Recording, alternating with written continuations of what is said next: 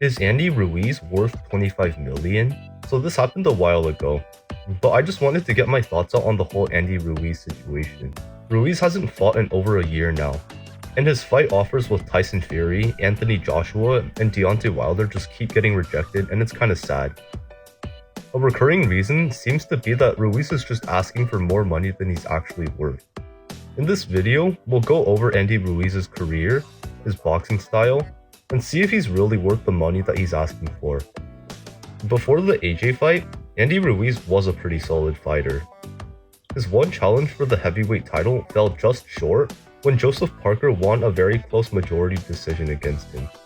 Ruiz did put up a very commendable effort in the Parker fight though, and a lot of people think he actually deserved to win that fight. Then came the fateful day where Jarrell Miller had to pull out of the AJ fight, and Ruiz took his place in a week's notice. Ruiz got up from the canvas from a knockdown in round 3 to send AJ to the canvas 4 times in total for a stunning knockout victory. He would be the first Mexican heavyweight champion of the world. Unfortunately, in the rematch, Andy Ruiz came in about 30 pounds heavier than before, and it showed, with Joshua coasting to an easy points victory just by sticking and moving. Ever since that fight, Ruiz wants redemption and has been on the comeback trail. He hit the gym, lost all his blubber, and trains with Canelo now. So far, he's decisioned Chris Arreola and Luis Ortiz, but he hasn't fought in over a year now.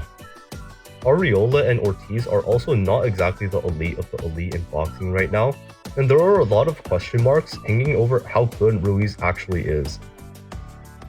In terms of boxing style, I don't think Andy Ruiz is the most exciting boxer for casuals to watch. On the surface, his style seems kinda basic. He fights in the conventional stance, he doesn't fight too aggressive like, say, Adam Konowski, and physically, he doesn't have much. He's 6'2" in a world where most notable heavyweights are at least 6'5". He has the wingspan of a cruiserweight. He has decent power, but it's not fight-ending in any sense. He's not quick on his feet, and his body is unaesthetic and fat. But if you really study his style, you notice some of its intricacies and how technically skilled he really is. I think Andy Ruiz's biggest strengths are 1. His ability to let his hands go, and 2. His deep understanding of counterpunching. The thing with Andy Ruiz is that people often see that he's throwing more punches than his opponent, so they assume he has really fast hands. Which really isn't the case. Usually Andy Ruiz's hands travel at a similar speed to his opponent's hand, as you can see here.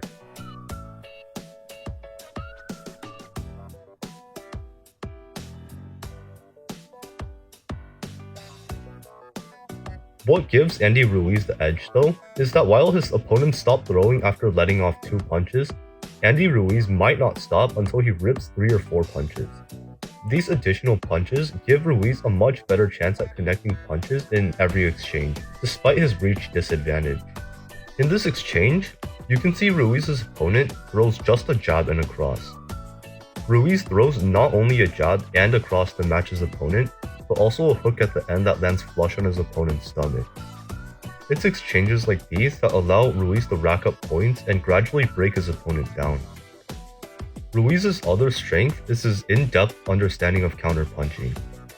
Ruiz knows all sorts of combinations to counterpunch people with, and applies them regularly in his fights. Unless you're a total boxing nerd like me, listing all of them would probably bore you to death. But here are just some examples. In this clip, Ruiz beautifully slips a jab to the inside and delivers a powerful left hook counter. Here, Ruiz again ducks to the inside of a left jab, but moves with the momentum of his duck to deliver a simultaneous overhand right. And here, Ruiz sees a left hook coming, so he moves with the momentum of the punch to throw another overhand right. When you examine any of Andy Ruiz's fights, you'll discover a non-stop showcase of his intricate counterpunching technique. Overall, Ruiz really knows his stuff when it comes to counterpunching, and it makes his opponents incredibly hesitant to throw punches while facing him. However, on the flip side, Andy Ruiz isn't an aggressive come-forward type of fighter, and this really makes him struggle against boxers who can avoid his counterpunch by sticking and moving. For example, in the rematch, AJ totally outpointed Ruiz by abusing his long reach to tap Ruiz with light shots and getting out of range before Ruiz could counterpunch, and there was really not much Ruiz could do. And even though Ruiz does have a decent chin, he seems to be weak to getting hit on the side of the head, like how he went down against Arreola. Overall, can Andy Ruiz win against top heavyweights today? It's hard to say since he's been inactive for a year, but he still looks like he's trying to improve his style. So I'm definitely looking forward to the next time Andy Ruiz fights. The current version of Andy Ruiz though, I don't think so. Against Arreola, an old and faded contender, Ruiz got dropped and hurt badly in the second round. He only won the match on a decision after it seemed like Arreola injured his shoulder. Against Ortiz, Ruiz fought really cautiously, even after he had dropped Ortiz twice in the fight, and he never went in for the kill. I think Ruiz must adapt his style to be more aggressive if he ever wants to win back the heavyweight title from Mexico, because this lack of killer instinct in him isn't gonna cut it. If he fights this cautiously against people like Usyk or Fury or even Wilder, I think Ruiz will get out-jabbed and lose a decision if he doesn't get knocked out. So for the fight offer with Deontay Wilder, Andy Ruiz asked for 10 or 25 million, depending on who you ask. 25 million just sounds ridiculous, so I'll just go with the 10 million figure. For comparison, in Ruiz's last fight with Luis Ortiz, Andy Ruiz earned just 1 million. And for his biggest payday in his career for the rematch against Anthony Joshua, Ruiz only earned 9 million. To compare to other boxers, Tyson Fury earned 18 million and Wilder earned 12 million for the third fight. Don't get me wrong though, I like Andy Ruiz, but I feel like at some point he will need to settle for less than he thinks he's worth. I'll give my honest opinion here. I think Wilder is sort of right about Ruiz. Ruiz isn't really a crazy ticket draw these days. If it weren't for his victory over AJ 5 years ago, Ruiz would still be a no-name. He doesn't have a perfect record. He lost it 9 years ago to Joseph Parker. His boxing style is really not that exciting. He doesn't go around starting beef and talking shit about other boxers to line up grudge matches. Overall, the small piece of relevancy that Ruiz has left clings to that one shining moment in his career when he dropped AJ 4 times that night. And with each coming day, another drop of that relevancy fades as people forget that moment 5 years ago.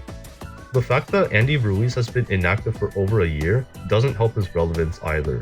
Is Wilder completely right that people just want to see how fast Wilder can knock out Ruiz? No, I think Ruiz has a chance against Wilder. If he slips Wilder's right hand and capitalizes hard on Wilder's mistakes, he has a chance of winning. But I'll definitely have to give the edge to Wilder for his incredible knockout power. At the rate Andy Ruiz is going right now, I think the only way he can score a fight with the top 4 is if he takes a fight with a mid-ranked fighter and wins resoundingly. So in a way, Ruiz must take some risks if he wants to climb to the top of the mountain again. Anyway, those are my thoughts on the whole Andy Ruiz situation. Thanks for watching, leave a like or comment if you enjoyed the